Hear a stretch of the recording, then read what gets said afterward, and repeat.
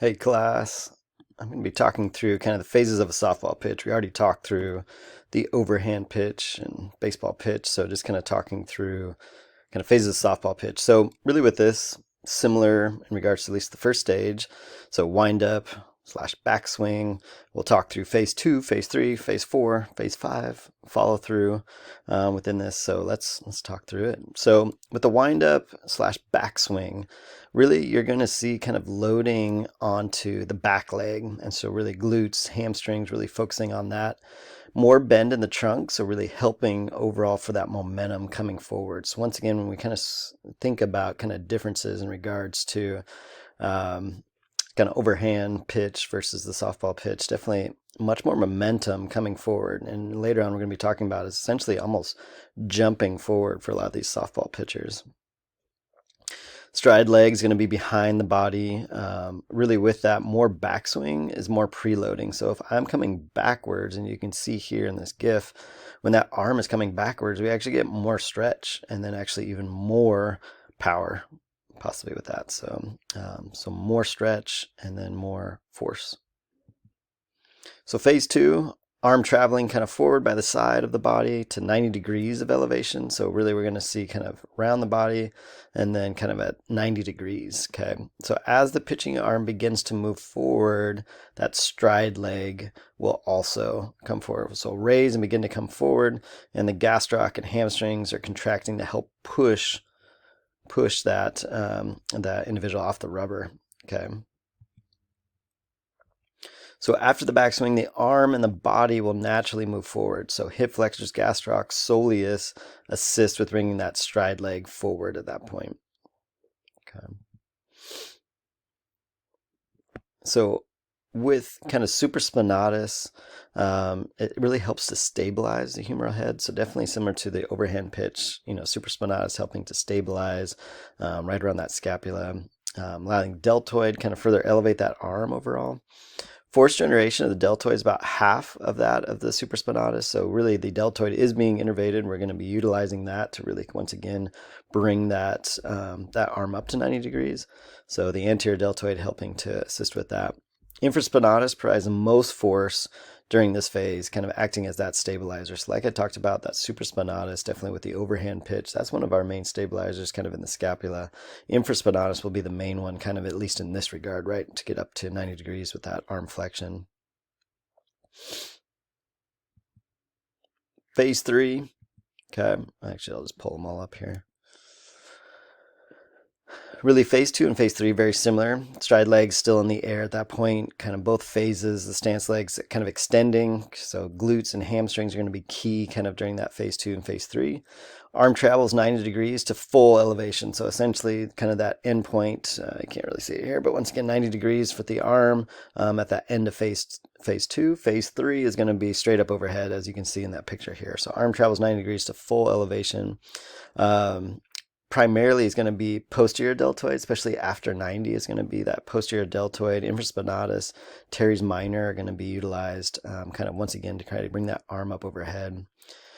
Teres minor becomes more innervated at higher elevation. So teres minor, as we get past 90 degrees and kind of all the way up to elevation, the highest elevation, teres minor is going to be activated. Supraspinatus innervation really drops at this point. Infraspinatus is still being activated, but supraspinatus was helpful in regards to bringing it to 90 degrees, past 90 degrees.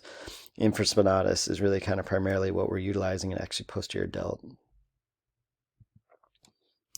Phase four, kind of that cocking position. Okay, so this is kind of similar to what we talked about with the early cocking phase for the overhand pitch.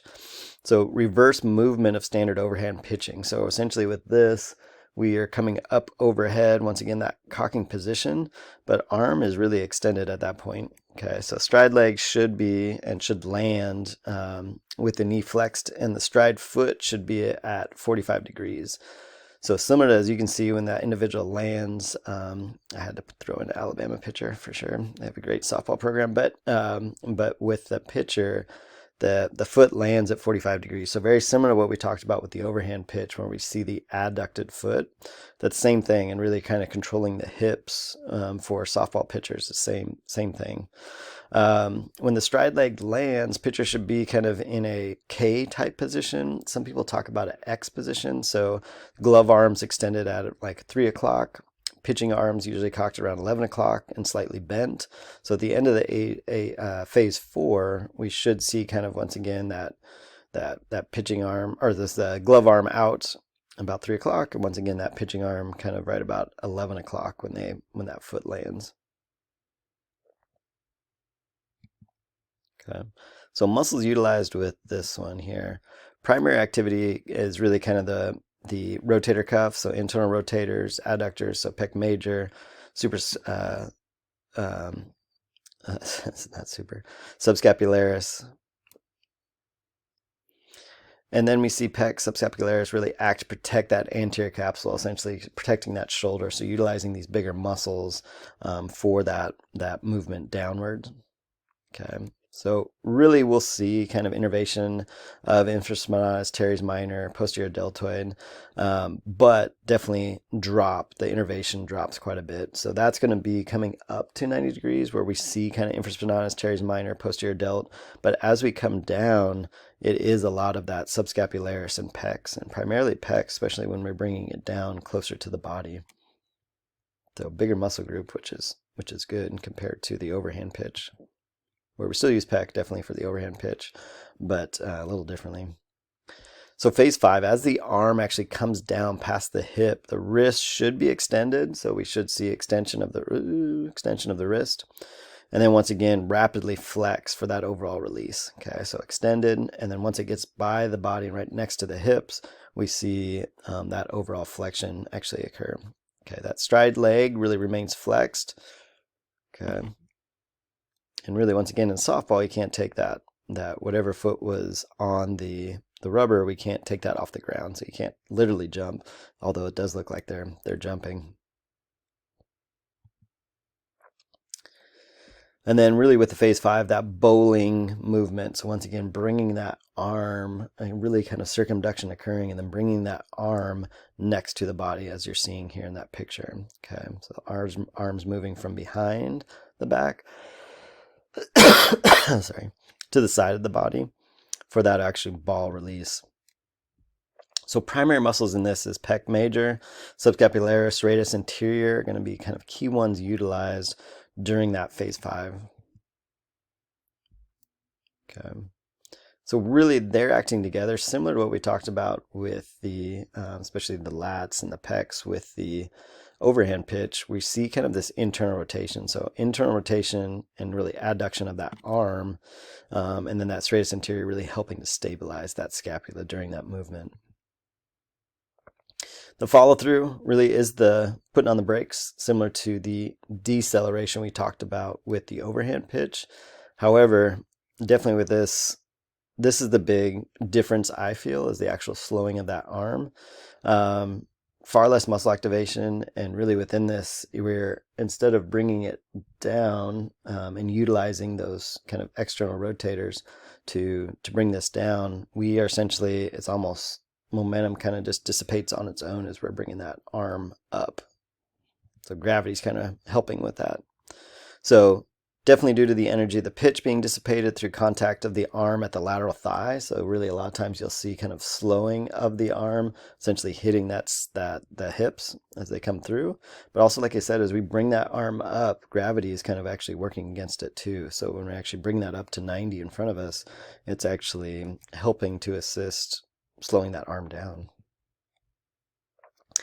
Then that arm follows through and then finishes kind of straight in front of the body. So similar to that arm coming through, can react, but essentially, like I said, that gravity is kind of working against the arm and actually helping to slow that down. Okay. So other arm movements, really we see, and once again, it really depends on what we've, similar phases we've talked through softball and baseball pitching, but really similar type motions that we're going to see with several different tasks, several different throwing kind of, so essentially we're looking at same things and really same muscle. I shouldn't say same things. It's a little difference definitely in all of those that we're talking about. Definitely shot put, very different technique.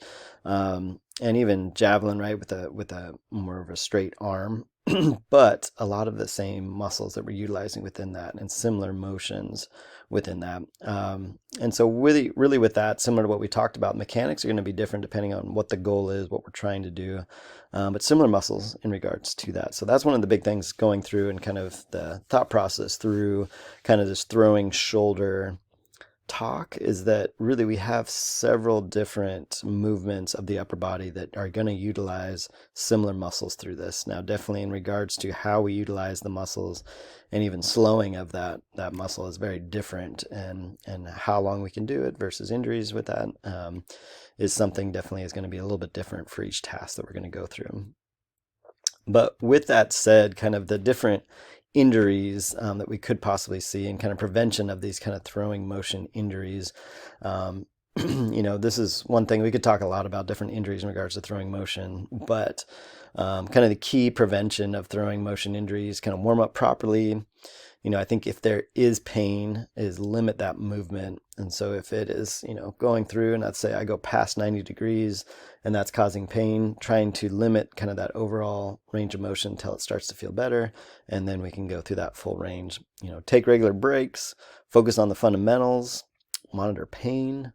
So really within that, kind of focusing on and listening to the body really within that. But these are some things that can help with kind of prevention of those throwing motions.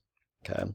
Also, some key things that could help with that overall prevention is these different exercises, right? So going to the weight room and actually helping to assist with kind of these exercises for throwing motion. So rows, reverse flies, internal external rotation. I don't have to read through all of these, but these could be questions that could come up if we're putting together an exercise routine for an individual with throwing, or maybe even rehab to that. What would be some key exercises that could possibly help in regards to that throwing motion or building up those muscles that could help with that throwing motion? So this is what I have, and this is it for the really, this is our last talk. So yeah, I hope all of you are doing well. I'll see you all soon.